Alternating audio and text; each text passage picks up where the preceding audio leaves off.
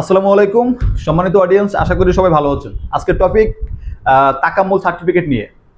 আপনারা অনেকে হয়তো অবগত আছেন, আবার অনেকে হয়তো অবগত নয় যে তাকাম্মুল সংক্রান্ত কি আপডেট বা কি প্রজ্ঞাপন জারি করা হয়েছে।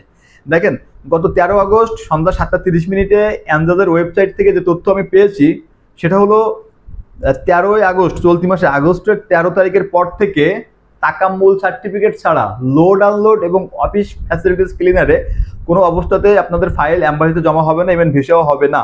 এটা বাধ্যতামূলক করা হয়েছে তাকাম্মুল সার্টিফিকেট। তো এতে করে আপনাদের লস হয়েছে না লাভ হয়েছে আমি বিস্তারিত আলোচনা করব, কিন্তু আমি একটু মেনশন করে দিই, যাদের 13 তারিখের আগে মোফা হয়েছিল কিন্তু অ্যাম্বাসিতে ফাইল জমা দিতে পারেনি আপনার এজেন্সি, তাদের কি হবে? তারা কিন্তু তাদেরটা এখনো ওয়েটিংয়ে আছে। ওয়েটিং মানে 99% তাদের ভিসা হবে, যাদের 13 তারিখের আগে মোফা হয়েছে। কিন্তু যাদের শুধু মেডিকেল করা আছে, এখনো মোপা হয় নাই, এখন মোপা করতেছে এজেন্সি, তাদের ক্ষেত্রে কিন্তু একটু ঝামেলা।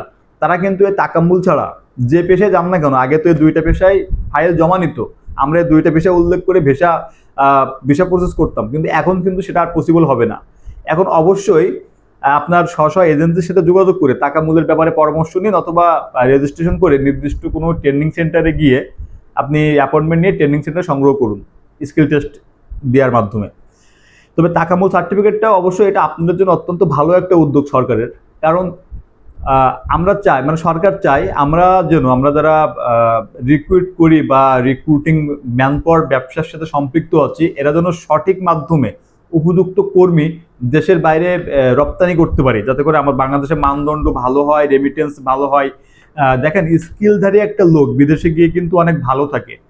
পক্ষান্তরে যাদের কোনো স্কিল নাই, টোটালি আনস্কিল, যারা ক্লিনার বা বিভিন্ন আনস্কিল পেশায় যায়, তারা কিন্তু গিয়ে স্কিল ওয়ার্কারের তুলনায় অতটা নিজেকে ডেভেলপ করতে পারে না।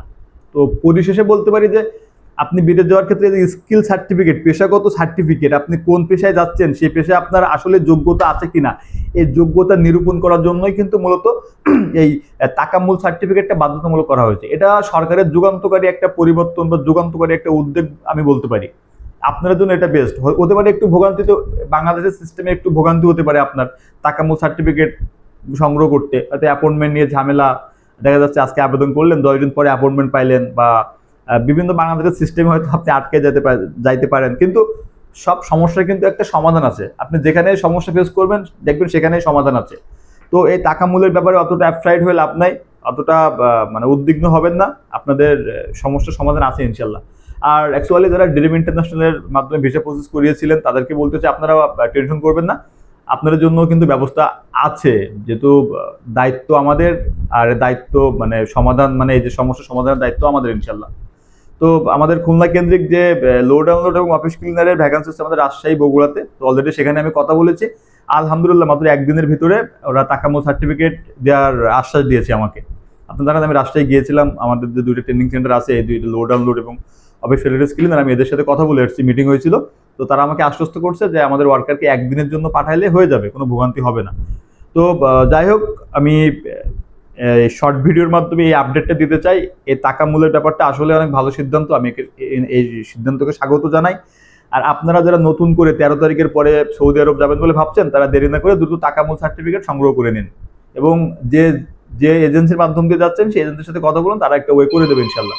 তো ভিডিও দীর্ঘায়িত করবো না, সবার জন্য অনেক অনেক শুভকামনা থাকছে। দেখা হচ্ছে অফিসে। ভালো থাকবেন, নিরাপদে থাকবেন, সুস্থ থাকবেন। আল্লাহ হাফিজ।